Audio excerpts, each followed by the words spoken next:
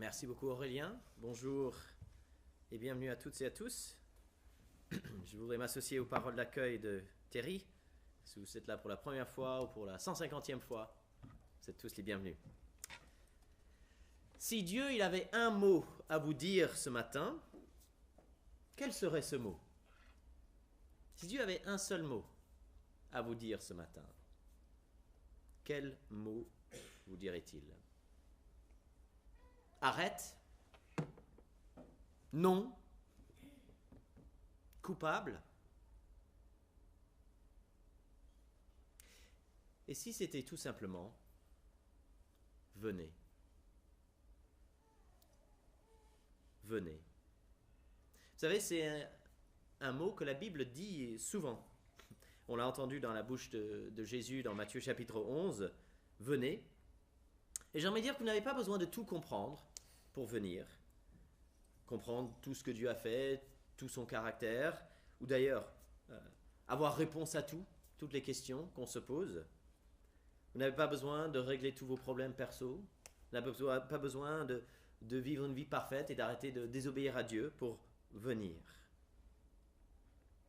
Dieu dit, il répète, venez. Il y a quelques semaines, on discutait avec une amie. Elle nous posait des questions au sujet de Dieu. C'était une discussion très intéressante. Pardon. Et elle nous a dit que la présence des souffrances, du mal dans notre monde, ça l'empêche d'aller plus loin dans ses réflexions, que ça la bloque. Et par la suite, en réfléchissant à cette conversation, j'ai eu cette pensée que l'appel de Dieu, venez, elle n'est jamais conditionnée sur une compréhension parfaite de notre monde, ni de Dieu, bien sûr. Dieu appelle, il dit, venez. Et en fait, lorsqu'on vient auprès de lui, on marche avec lui, pas à pas, au fil du temps, il nous aide à découvrir des réponses à des questions, des pistes, des explications, des perspectives. C'est auprès de lui qu'on trouve des perspectives. C'est avec son aide qu'on découvre des pistes de réponse, pas loin de lui. Ne pas comprendre pourquoi, dans notre monde, des enfants souffrent, et c'est une chose terrible, ce n'est pas une raison pour ne pas venir. C'est une justification qui peut nous convenir, mais dans un sens, c'est hors sujet. C'est hors sujet.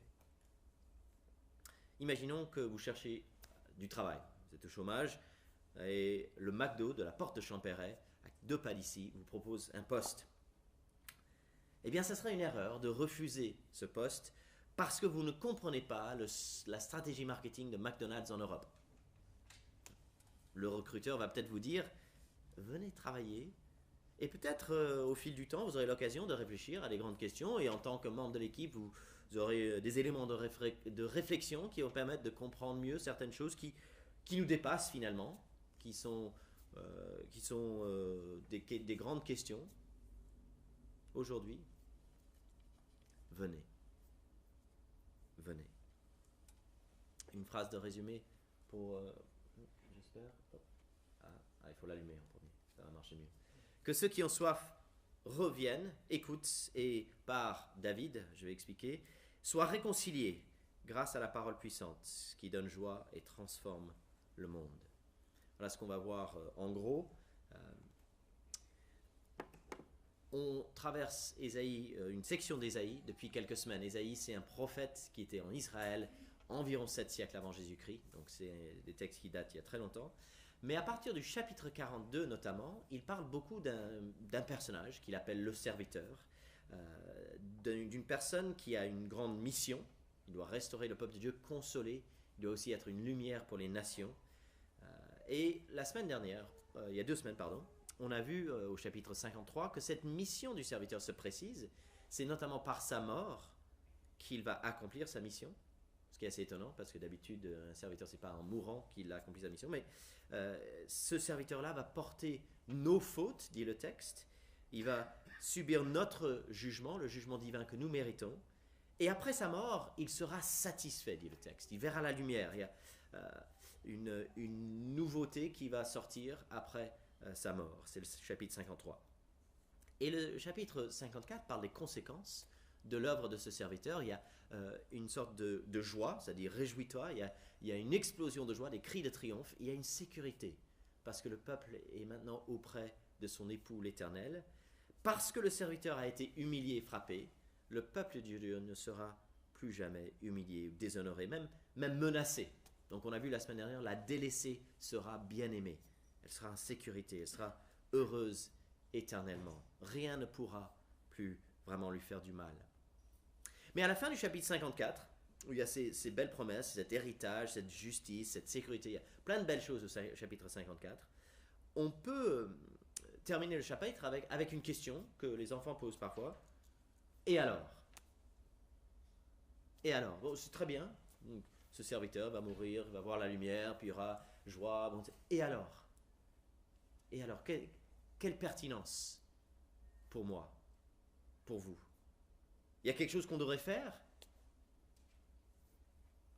Y a-t-il un vrai impact dans la vie réelle, quotidienne, de ce que Dieu a fait? Je vous propose 4 mots pour résumer ce texte. Venez écouter, retournez, réjouissez. Venez écouter, versets 1 à 5. Alors c'est un peu dommage, les traductions, la plupart des traductions n'incluent pas le premier mot en hébreu du chapitre 55, qui est tout simplement « Oh! Eh oh! Oh là! Wouhou! » Vous m'écoutez? Vous êtes là? Venez. Oh! Celui qui a soif. Venez. Vous avez faim? Vous avez envie de plats succulents? Venez. Vous aimez manger ce qui est bon? Vous aimez boire du bon vin? C'est bien, c'est pertinent pour tout le monde ici. Vous n'avez pas besoin d'aimer le vin, il y a peut-être des gens qui n'aiment pas le vin. Les plats succulents, je suis sûr que vous aimez. Venez, dit le prophète. Venez. Écoutez.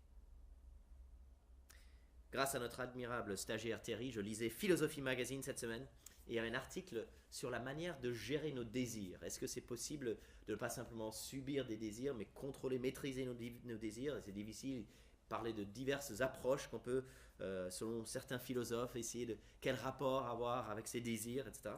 Et leur journaliste, Martin Duru, parlait du point de vue de Michel Foucault, le philosophe du XXe siècle, notamment des choses qu'il a écrites vers la fin de sa vie. Et donc je cite le journaliste de Philosophie Magazine qui parle de Michel Foucault, hein, vous êtes avec moi là, et je cite: nous sommes, donc apparemment ça traduit la pensée de Foucault, je l'ai indirectement, donc je fais confiance à ce journaliste. Nous sommes les artisans de nos vies, en quête d'harmonie, de cohérence.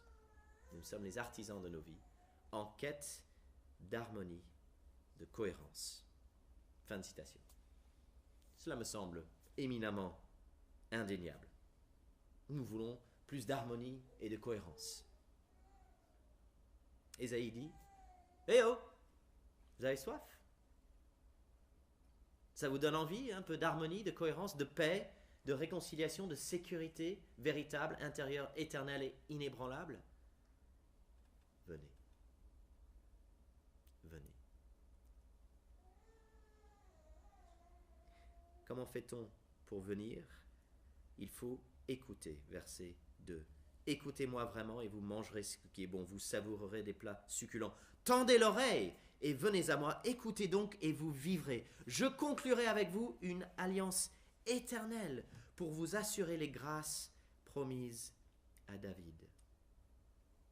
Pour goûter à une réalité spirituelle véritable, pour l'expérimenter, il faut écouter et notamment, il faut venir à celui qui nous parle des grâces promises à David. Une question pour vous. Est-ce que vos sources actuelles d'harmonie et de cohérence sont des sources efficaces et qui vous satisfassent, qui font que vous avez trouvé ce que vous cherchez, une paix profonde, une liberté intérieure, une joie durable? Est-ce que vous avez tout ça? J'imagine le Parisien moyen dire: pas vraiment, mais j'ai un iPhone 6 et Siri répond à toutes mes questions. Dieu dit ceci, verset 2, pourquoi dépensez-vous de l'argent pour ce qui ne nourrit pas? Pourquoi travaillez-vous pour ce qui ne rassasie pas? Écoutez-moi, vraiment. Voilà la condition humaine. C'est normal, c'est ce que nous faisons, dépenser de l'argent pour quelque chose qui finalement ne nourrit pas. Courir après quelque chose finalement qui ne rassasie pas. C'est ça. Je pense à un ami. Humainement parlant, c'est le gars qui a tout. On s'est connus il y a des années. C'est un gars, le genre de gars que tout le monde aime bien parce qu'il est joyeux et créatif. Un meneur qui avait toujours des idées. Tiens les gars, si on allait faire ceci ou cela, il y avait toujours des bonnes idées. On s'amusait beaucoup avec lui. Et quand je lui proposais de discuter de l'évangile, il disait ça m'intéresse pas. Non merci, je veux pas en parler. C'est un gars qui avait tout. Il était, je dirais, de caractère assez joyeux et créatif. Il avait un bon cercle d'amis. Il était de famille aisée. Son père avait réussi dans la finance.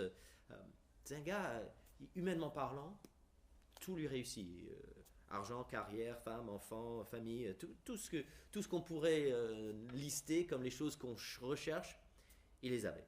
Mais ces dernières années, et donc il n'avait aucun besoin, entre guillemets, ressenti en tout cas pour Dieu, ces dernières années, il a réfléchi plus.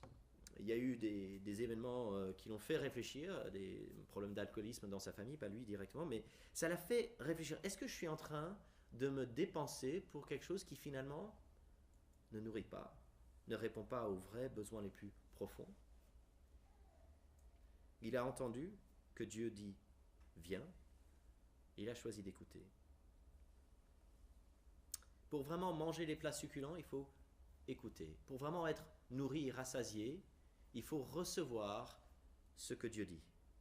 La personne clé, c'est David. Alors, c'est une alliance éternelle pour vous assurer les grâces promises à David. Je l'ai établi. Là, les versets 4 et 5 sont très parallèles avec ce que Ésaïe dit sur le serviteur, par exemple, chapitre 42. Donc, cette figure qu'il identifie un peu comme David, ici au verset 3, clairement, la façon de parler, on est sur le même personnage, celui qui va être un témoin pour les peuples, un guide, un chef, il va appeler des nations. C'est toutes des choses qui ont déjà été dites sur le serviteur. Donc, on est sur le même personnage, la personne qu'il faut écouter, qui va appeler des nations, et des nations qui ne le connaissent pas vont accourir vers lui. Dieu va même donner sa splendeur, on peut aussi traduire beauté. Voici quelqu'un qui aura reçu quelque chose d'extraordinaire de la part de Dieu et qui va être extraordinairement utile pour les nations. Le roi David a vécu au moins 3 siècles avant Ésaïe. Et donc quand il fait référence à David, c'est un peu comme aujourd'hui on ferait référence au roi Henri IV. C'est une grande figure du passé. Mais s'il annonce qu'il y aura un David, on sait que ça va être quelqu'un qui va ressembler en quelque sorte à ce grand roi, mais qui va venir. Voici un guide, un chef, celui qui va parler, qui va appeler, et les gens vont accourir. Des nations même, des multitudes. Au XIXe siècle, fin XIXe, un écrivain catholique du nom de Chesterton a utilisé une image. Et donc je lui pique cette image. Il dit, si je sors de chez moi et peut-être par terre je trouve une clé. Je ramasse la clé, je rentre chez moi. Et la clé, elle ouvre le cadenas de ma tirelire. À ce moment-là, je saurais que la clé et le cadenas ont été faits par le même artisan. C'est celui qui a fabriqué le cadenas, a fabriqué la clé pour que ça puisse ouvrir le cadenas. Depuis des millénaires, des millions de personnes, à travers des époques très variées, dans des langues et des cultures qui parlaient des langues différentes et des cultures différentes, dans des pays différents, affirment la même chose. Qu'il y a un héritier de David, un nouveau David, plus grand encore, et qui rassasie véritablement, qui nous offre un banquet en fait, des plats succulents, des bons vins, et qui l'offre gratuitement. La clé qu'on appelle Jésus a ouvert des milliards de cœurs. Et à ce moment-là, il faut peut-être se poser la question, est-ce que cette clé nous vient de l'artisan qui a fabriqué le cœur humain? qui sait ce qu'il y a à l'intérieur de chacun. Des nations qui ne connaissent pas l'Éternel accourront. Des individus et des peuples vont savourer des plats succulents, boire du bon vin, alors qu'ils ne pouvaient pas payer en fait, gratuitement. Aujourd'hui, vous pouvez aller par exemple en Corée du Sud notamment, Corée du Nord c'est plus compliqué, Corée du Sud, vous pouvez aller au Brésil, vous pouvez aller en Australie, vous pouvez aller en Norvège, Afrique du Sud, plein d'autres pays, mais j'en nomme voilà, les 5 pays qui sont très espacés géographiquement, ils parlent des langues différentes, culturellement c'est vraiment très différent entre la Corée, la Norvège, Afrique du Sud, Australie, très très différents ces pays. Mais dans chacune de ces pays, des millions de personnes disent Jésus-Christ est le pain de la vie. Jésus-Christ apporte une eau vive qui comble les cœurs. Il nous a satisfaits. Venez à lui. Écoutez et vous vivrez. Tendez l'oreille et vous savourerez des plats succulents. Venez écouter. Peut-être ces choses vous semblent bizarres. Si vous n'avez jamais lu I Love LA, lisez-le. En fait, c'est un petit livre, mais il y a 2 livres dedans, mais c'est un livre, volume 1, volume 2. Volume 1, on appelle l'Évangile selon Luc. Volume 2, on appelle les Actes des Apôtres. Mais c'est une œuvre faite par le même auteur. Et c'est super là, c'est de l'avoir avec petit glossaire, etc. Venez écouter ce que Jésus dit. Venez écouter ce que Dieu a fait dans les débuts de l'Église. Découvrir pour vous-même si ça correspond à des réalités de votre cœur. Il y en a sur la petite table à la sortie. Est-ce que Jésus avait raison de dire « Venez à moi et je vous donnerai du repos » ? Parce que ce ne sont que des paroles dans l'air.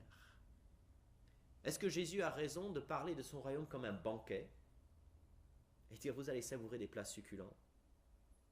À l'Église éternelle, nous sommes convaincus que ces choses sont vraies et qu'on peut les goûter dans nos vies. On vous invite à mettre Jésus à l'épreuve.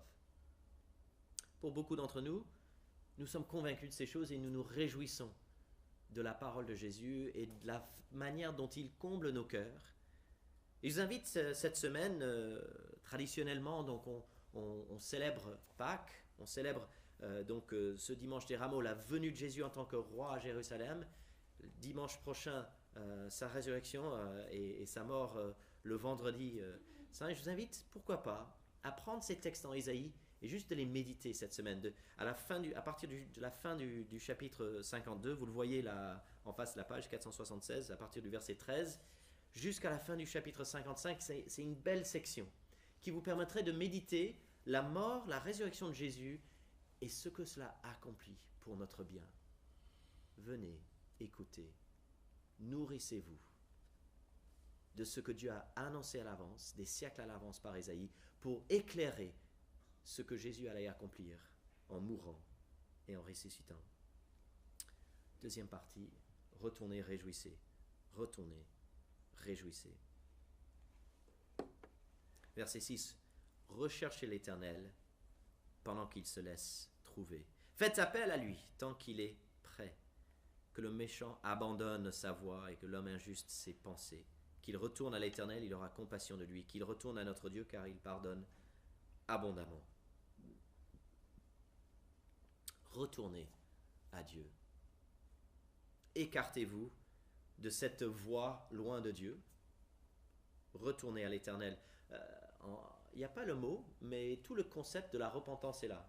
La repentance, c'est ce changement d'attitude, ce virage de quitter une voie qui nous écarte de Dieu et de prendre la voie qui nous rapproche de lui. La repentance, c'est un pas décisif. On peut parler de rendre les armes. C'est un ami qui parle comme ça. Rendre les armes devant Dieu. C'est voilà, je te donne mon épée, je te donne tout ce que j'ai qui a de la puissance, je te le confie. On peut parler de confier le volant de sa vie à Jésus. C'est ce changement profond pour dire j'ai tort et tu as raison, Jésus. Ça, c'est le commencement d'une vie avec ce Dieu vivant comme chef de sa vie. Se tourner vers lui et faire appel à lui, abandonner cette voie sans lui. Naturellement, on emprunte une voie qui nous écarte de lui. La repentance, c'est changer de voix.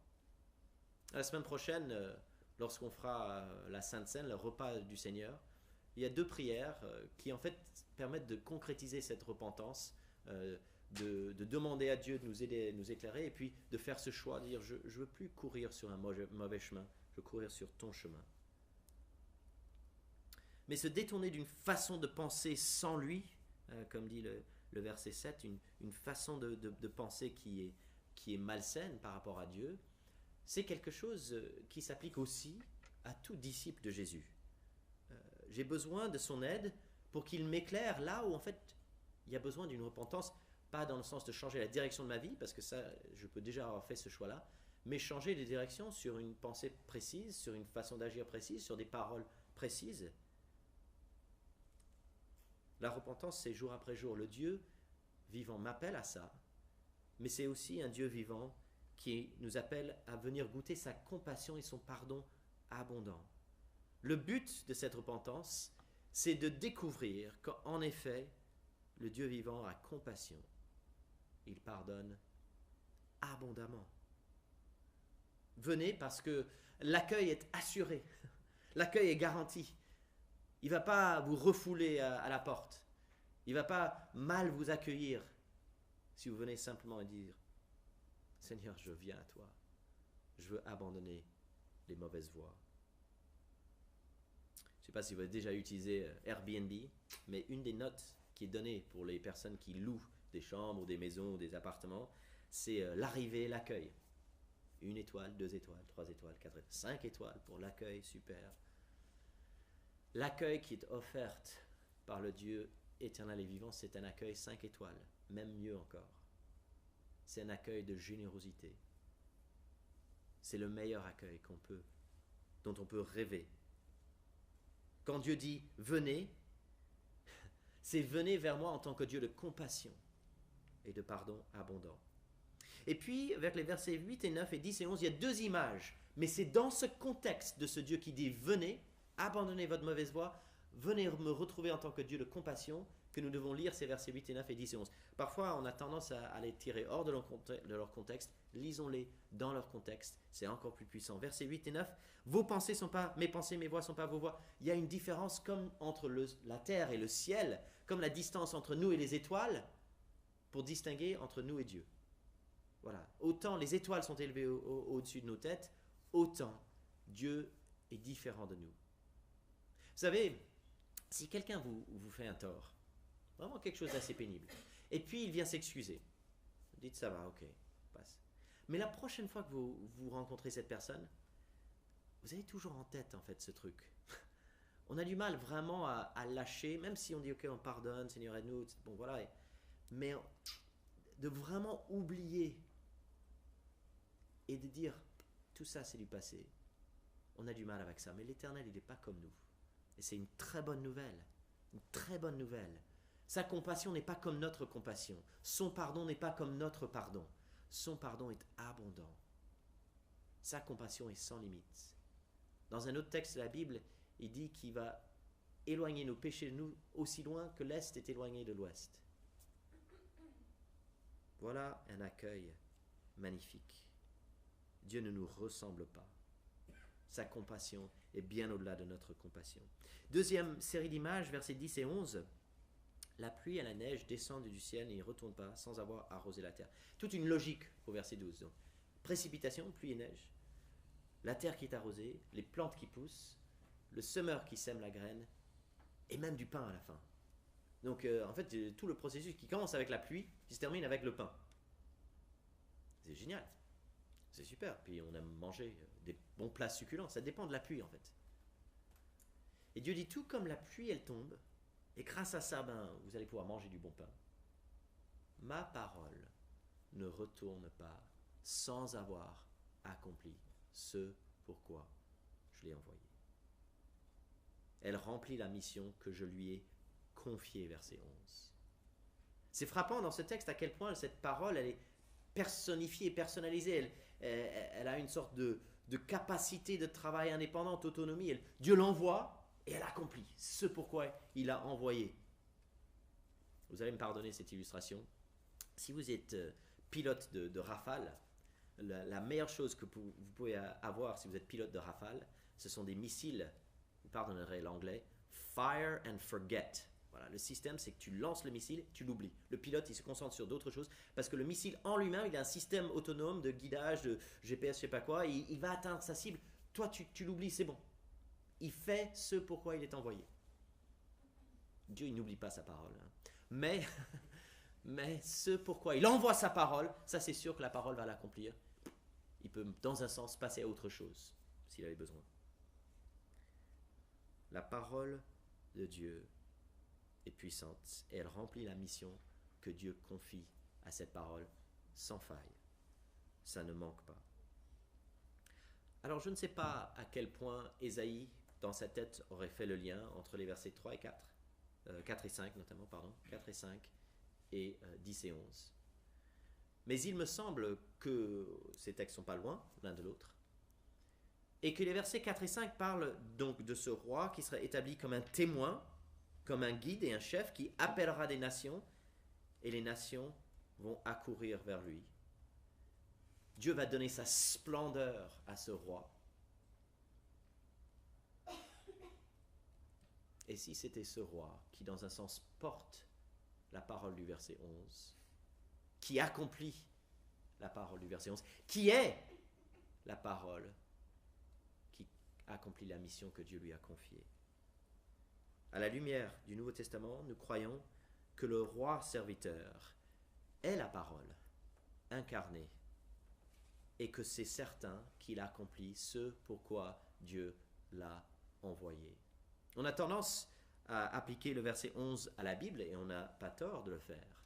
Mais la première application du verset 11, ce n'est pas la Bible, mais Jésus-Christ, la parole vivante, incarnée en chair et en os, qui n'a pas loupé sa mission, qui a fait exactement ce pourquoi Dieu l'a envoyé dans ce monde. Qui dans le jardin de Gethsémani a dit « Pas ma volonté, mais ta volonté soit faite ». Qui a été le serviteur parfait en allant jusqu'à nous servir avec sa vie lui-même. Et lorsque cette parole accomplit la mission pour laquelle Dieu l'envoie, verset 11, eh bien verset 12, vous sortirez dans la joie et vous serez conduits dans la paix. Les montagnes et les collines éclateront en cris de joie devant vous. Tous les arbres de la campagne battront des mains. C'est tellement magnifique que les arbres vont applaudir. Ouais. La création elle-même est impliquée dans cette œuvre extraordinaire de Dieu par une parole puissante pour donner joie et paix à un peuple nombreux. Et nous avons au verset 13 une image magnifique, mais qui demande une petite connaissance biblique. Le buisson épineux, au lieu des buissons épineux poussera le cyprès, au lieu de l'ortie poussera la myrte. Il faut remonter à Genèse 3,17. La malédiction de Dieu, c'est qu'il y aura des épines, il y aura des buissons épineux, il y aura des trucs qui vont être pénibles, ça va être dur. Vous allez sortir dans votre jardin, il y aura des orties qui vont vous piquer, ça va être pénible. Et là, la malédiction de Genèse 3,17, elle est renversée. Et on enlève les orties, on met la myrte. On enlève les buissons épineux, on met le cyprès. Myrte et cyprès sont tous les deux à feuilles persistantes, donc vertes toute l'année. Donc c'est signe de vie, au lieu de plantes qui meurent, signe de vie. Mais aussi, tous les deux des plantes bienfaisantes. Le cyprès était bien sûr un bois très précieux, bien utile et qui avait beaucoup de valeur. Et le myrte, le myrte est aromatique, donc on peut le mettre pour aromatiser un plat de viande, on peut faire des infusions avec. Voilà, c'est des plantes bienfaisantes. On est dans cette logique avec le verset 12 et 13 de la création elle-même bousculée, transformée, réjouie. Les fondements même de ce qui forme notre monde qui sont inclus dans un nouveau processus de joie, de paix. Des arbres qui applaudissent. Un signe, verset 13, éternel qui ne disparaîtra jamais. Il me semble que nous pouvons voir dans ces paroles imagées une annonce d'un événement qui va bousculer la création même. Je dirais, me semble, la résurrection de Jésus. Le moment où, en fait, le côté dégradation, le côté maudit de la création est renversé. Et à la place de l'ortie, on a le myrte. Les montagnes éclatent de joie. La terre tremble. Les morts sortent des tombeaux. On est dans une situation où la dégradation, la mort, la corruption physique est terminée. Voici une vie indestructible, un signe éternel. Venez, écoutez, retournez, réjouissez. Ce n'est pas juste des choses utiles pour se lancer dans la vie chrétienne, ce sont des choses utiles pour tous les jours. Toujours venir au Seigneur, retourner, m'écarter des mauvais chemins, écouter sa bonne parole, me réjouir de sa bonté, de sa générosité. Venez, écoutez, retournez, réjouissez. Quelques paroles de conclusion. À quoi ressemblerait une église qui comprend bien Ésaïe 55? Notre accueil, notre appel à ceux qui nous entourent, un appel à venir. Venez tel que vous êtes, venez, venez. Il y a auprès de notre Dieu des plats succulents, du bon vin à boire sans payer. Est-ce que notre attitude, notre réputation, c'est celle d'une communauté qui communique une parole d'accueil et d'invitation? Une compassion divine qui est exprimée tout simplement en disant « Venez ». Vous pouvez acheter sans rien payer. Une église qui sait que Dieu nous dépasse, qu'il est bien plus grand et que sa compassion est bien plus grande que la nôtre. Une église qui a confiance que la parole qu'il envoie accomplit toujours ce pourquoi il l'envoie. Et qui sait que la puissance de la parole faite chair, Jésus, nous est communiquée par la parole écrite, la Bible. Et donc, humblement mais avec confiance, une église qui annonce ce message, qui dit à l'un, à l'autre, à tous, venez, venez, vous allez savourer des plats succulents. Une église qui sait que c'est cette parole et pas nos stratégies, nos sagesses humaines qui sont efficaces.